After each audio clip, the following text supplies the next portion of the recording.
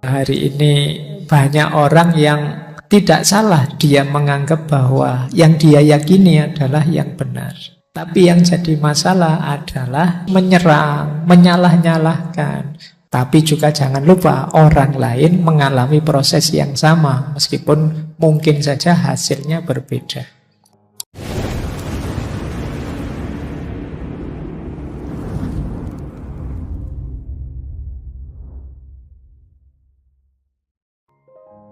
Assalamualaikum warahmatullahi wabarakatuh.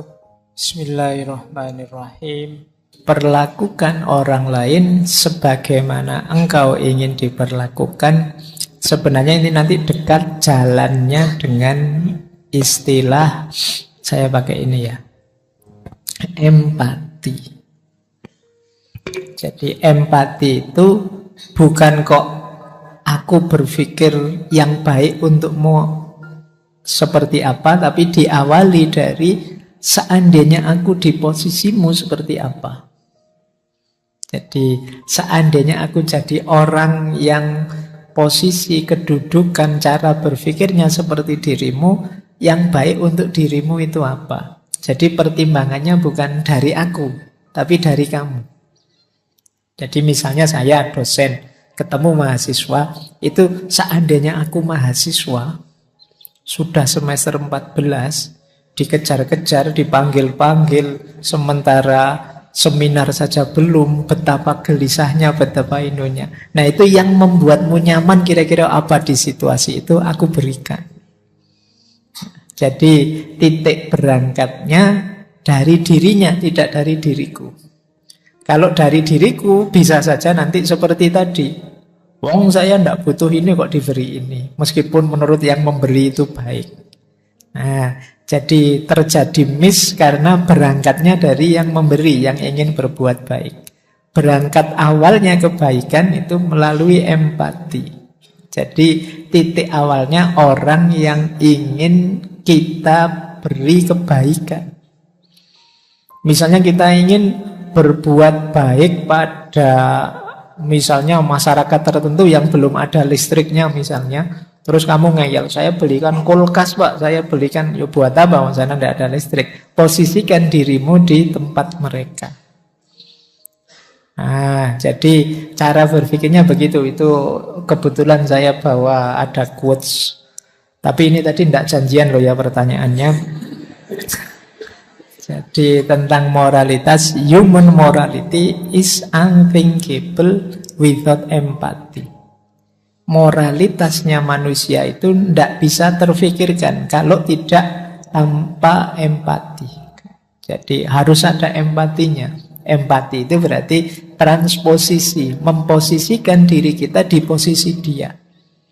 Seandainya aku di posisinya, misalnya punya pandangan seperti ini dan tidak dihargai, mestinya dia marah. Oh kalau gitu aku akan menghargai pikirannya. Nah itu cara berpikirnya begitu.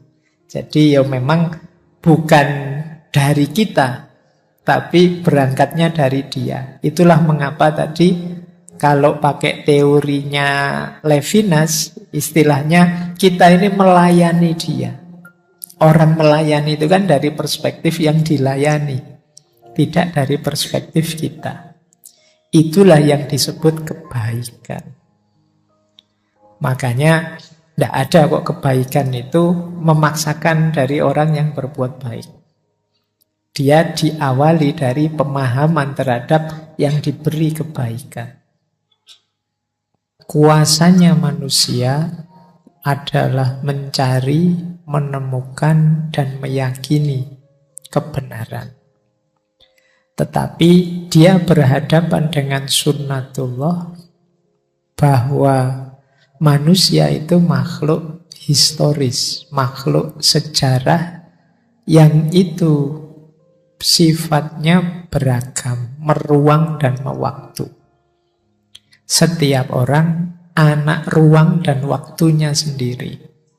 Sehingga secara sunatullah, pemikiran, pemahaman, penangkapan manusia terhadap kebenaran juga beragam.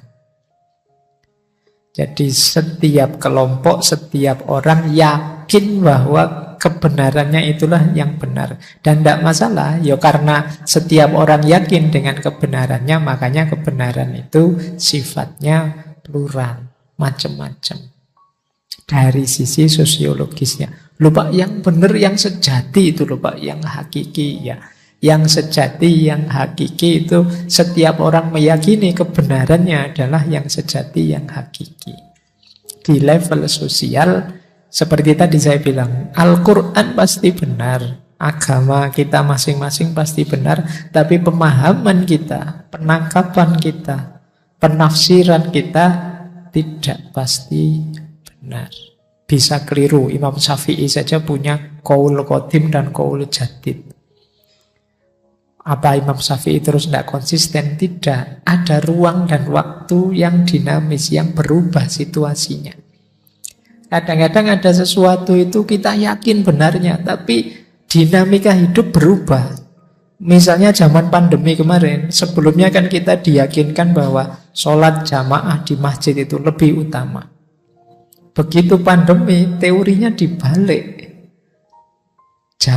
Sholat di rumah itu lebih utama. Oh, ini kan berubah drastis. Kalau kita hanya berhenti di satu kebenaran, tidak mempertimbangkan ruang dan waktunya, itu kadang-kadang kita jadinya seperti tadi yang saya sebut jumud tadi.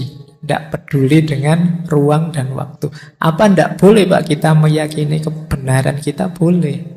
Sambil tetap menyadari yang lain mungkin menangkap kebenarannya secara berbeda. Jadi ini penting ya, hari ini banyak orang yang tidak salah dia menganggap bahwa yang dia yakini adalah yang benar. Tapi yang jadi masalah adalah dia kemudian agresif pada yang lain, yang dianggapnya salah. Loh, menganggap pandangan orang lain salah itu tidak masalah. Loh, karena saya anggap pikiranku benar, berarti yang lain salah. Menurutku itu tidak masalah. Yang masalah agresifnya. Jadi terus menyerang, menyalah-nyalahkan, nuduh-nuduh, fitnah, mengkafirkan kalau sesama agama dan lain sebagainya. Yang problem di sini. Kamu meyakini saudaramu, wah kalau saya berpikiran begitu sudah kufur. Tidak masalah, tapi tidak harus kamu terus agresif, kamu deklarasi, kamu tunjuk-tunjukkan ke orang. Ini loh orang kafir. Beda lagi ceritanya kalau sudah begitu. Jadi bahwa kamu meyakini satu kebenaran, ya niscayalah manusia itu memegangi kebenaran sejauh yang dia mampu masing-masing.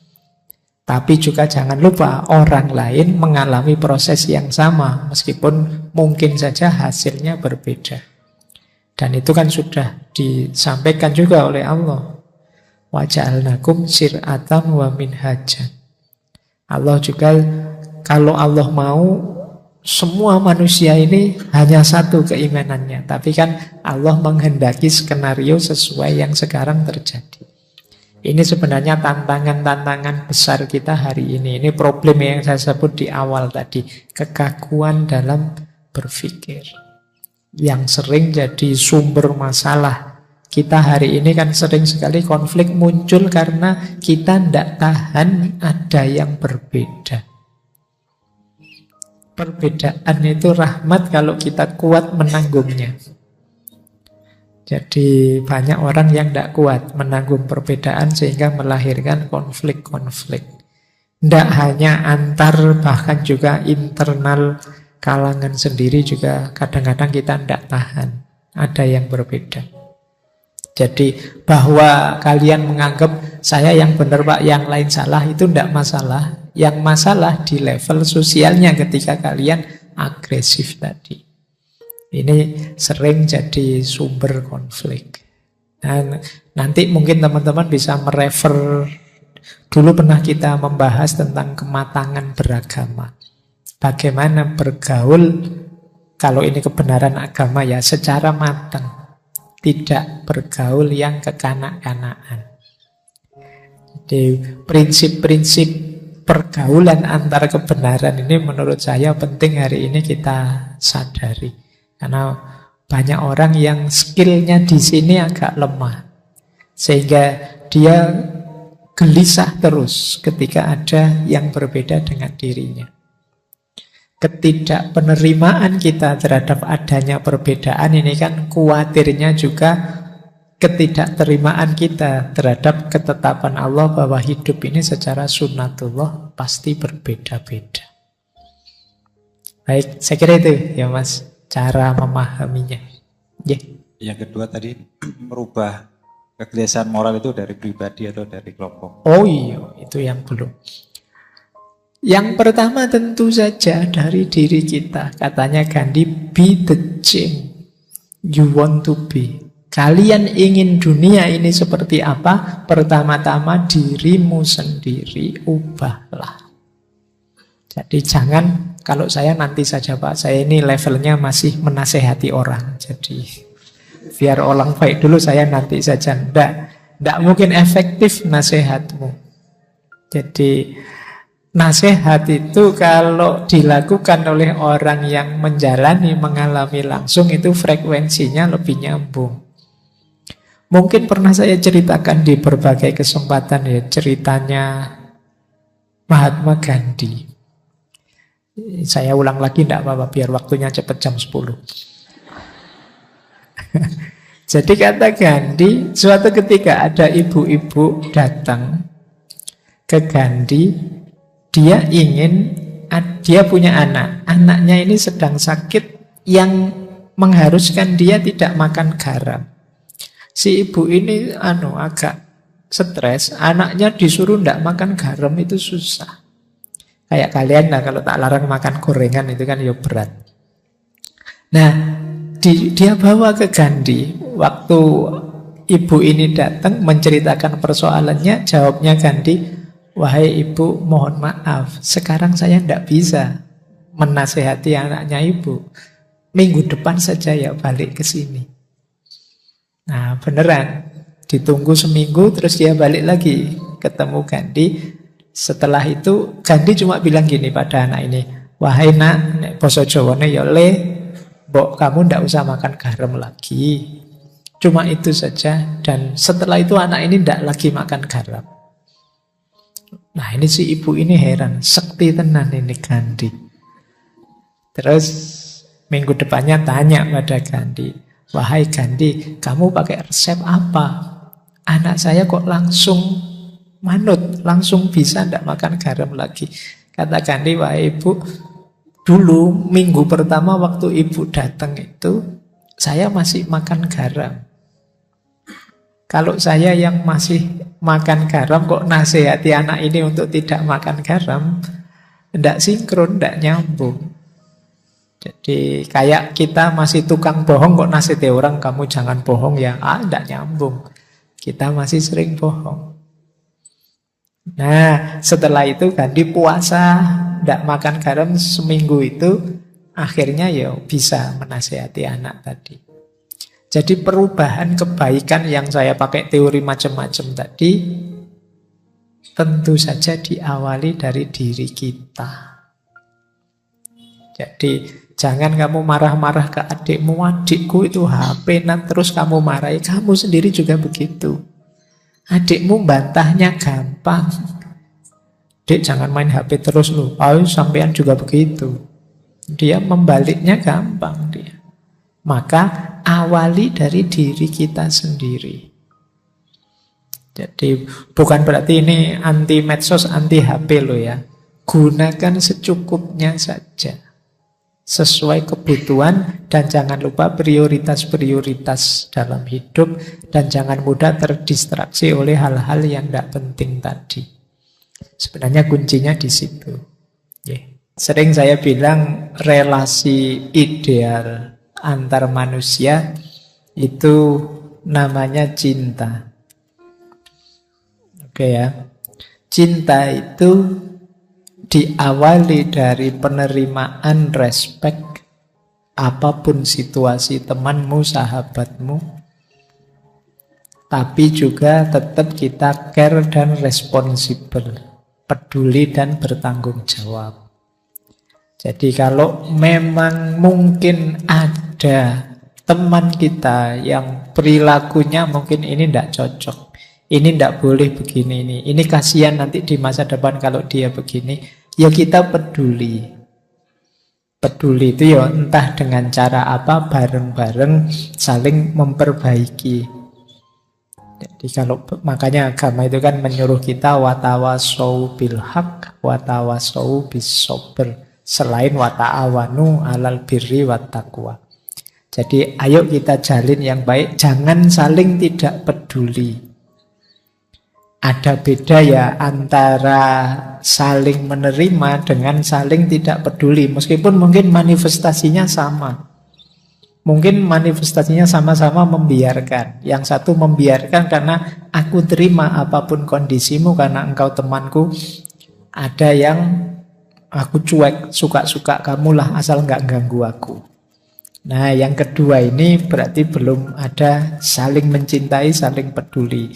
Yang pertama ini ada kepedulian, ada kepenerimaan.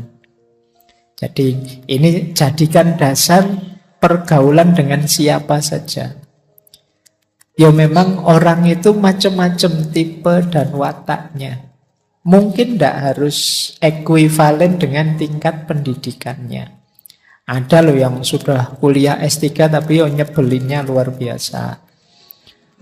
Ya, yang S1 disuruh ngalah terus, mungkin ada juga yang begitu. Jadi pendidikan tidak ekuivalen meskipun knowledge kan, pengetahuan dalam arti kesediaan saling memahami antar teman itu jadi kunci.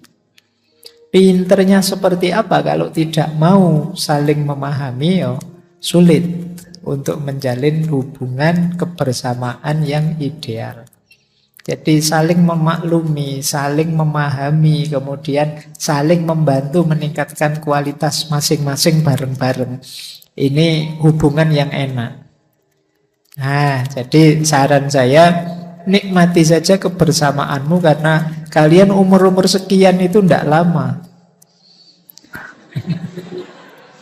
Iya kan setelah ini kamu dewasa. Jadi kalau masih kuliah itu kan apalagi yang putri mungkin nanti kuliah, lulus, menikah itu kalian akan merindukan masa-masamu kuliah ini. Nanti kalau reuni baru terasa, wah coba dulu kamu ndak jual mahal misalnya.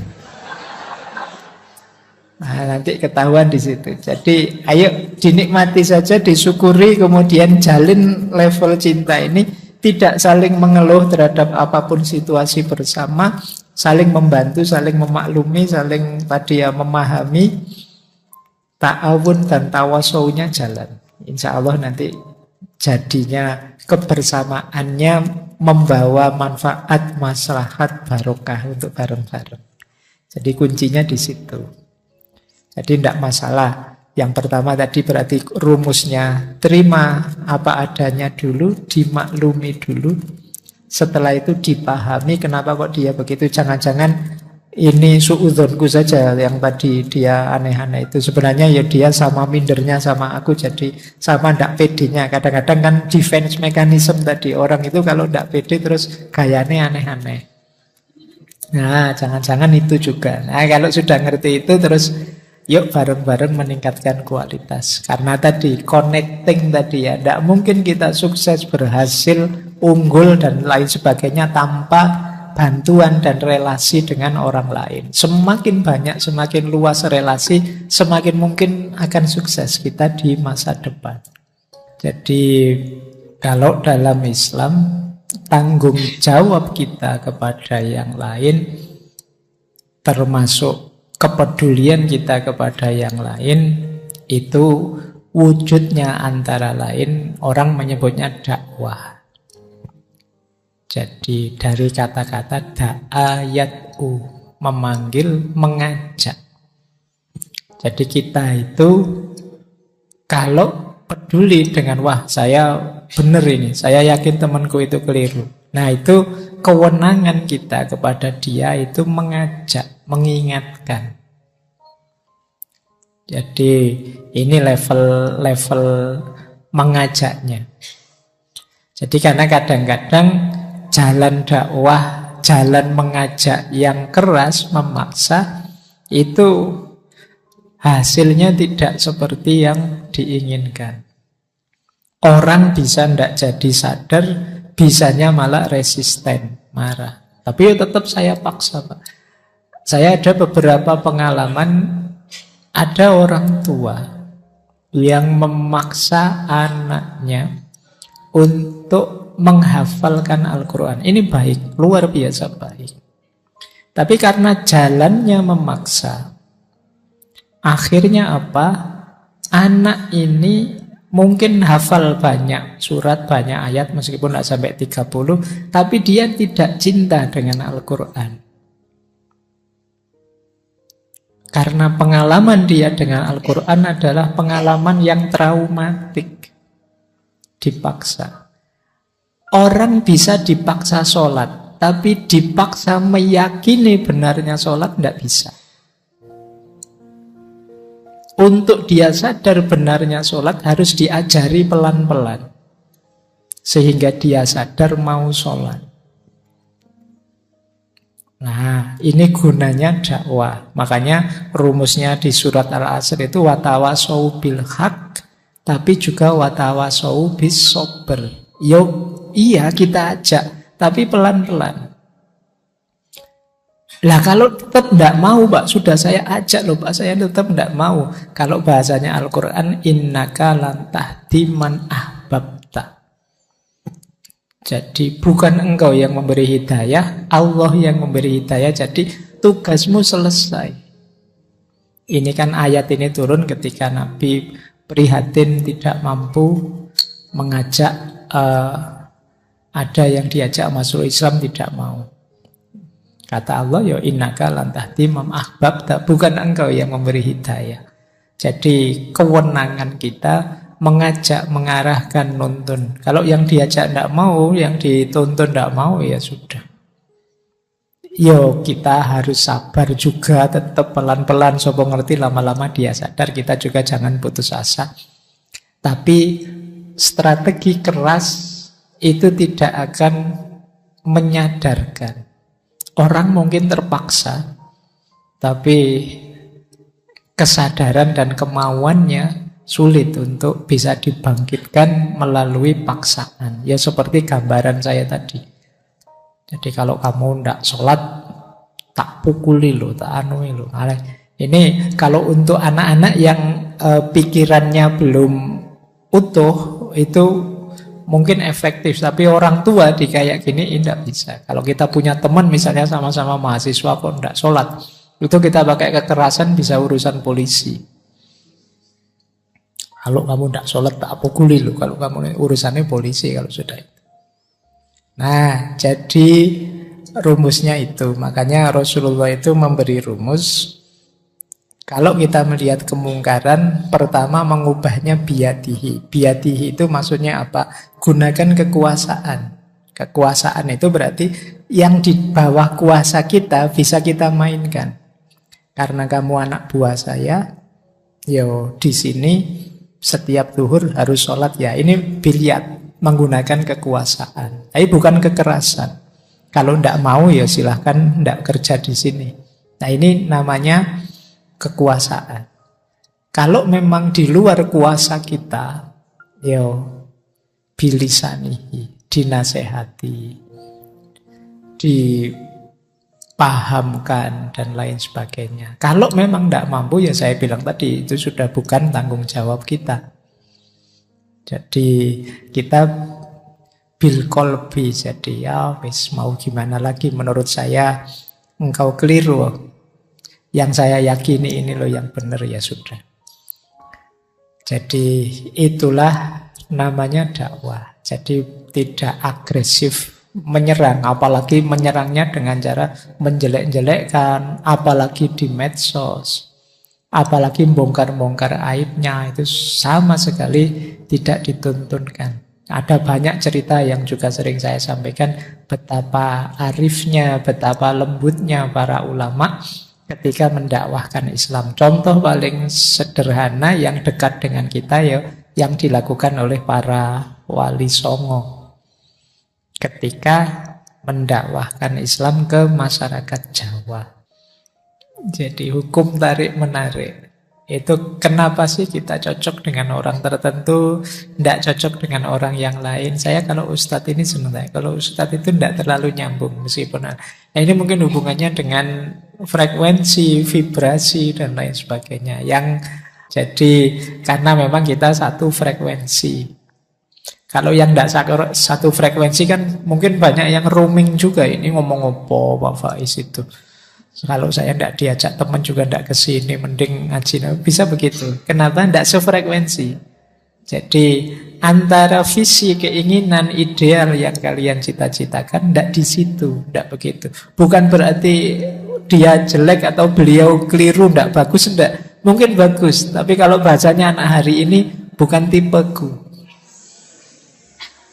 Jadi, nah kenapa kalau ketemu saya meluap-luap? Mungkin karena memang nganggapnya tipe. Wah berarti Pak Faiz tipeku. Meskipun saya lebih suka dari sana yang tipe itu, tidak yang dari sini. Oke, jadi begitu Mas. Tapi kalau saya, apapun itu, kalau itu kebaikan, ikuti saja. Nikmati dan syukuri saja. Alhamdulillah loh sampai misalnya tertarik ke Ustadz ini, Pak Yai itu, beliau yang di YouTube ini, itu enggak. Alhamdulillah karena ini kan urusan kebaikan semua. Semangat belajar itu kan kebaikan, tentang ilmu, tentang nambah wawasan, tentang pencerdasan, ini kan luar biasa. Sampai enggak terdorong ke frekuensi-frekuensi yang enggak beres itu, misalnya yang video-video apa gitu kan, yang dikit-dikit minta linknya mana gitu, sampai tidak suka ke situ. Nah, alhamdulillah tidak tertarik ke sana, tertariknya ke yang bagus-bagus ini, yang ilmu, yang kajian. Itu bagi saya perlu disyukuri. Karena banyak juga di antara teman-teman ini yang frekuensinya ada di situ-situ. Nah, maka ya meskipun saya bilang ya ini juga bukan harga mati. Jadi teman-teman jangan, Pak, kalau saya kok tidak ada rasa ya Pak. Tapi kalau itu kebaikan mungkin rasanya tidak terlalu intens, tapi ditekuni saja, diistiqomai, lama-lama rasa itu akan muncul. Mungkin tidak sekuat Mas Abraham, ada yang saya itu masih belum dapat passionnya Pak. Ya tidak apa-apa, betapapun belajar ngaji itu baik, ditekuni saja, diikuti saja. Insya Allah ketika istiqomahnya muncul, dia akan menjelma jadi karakter. Paling tidak karakter suka belajar, suka nambah wawasan. Ini pun sudah alhamdulillah. Yeah.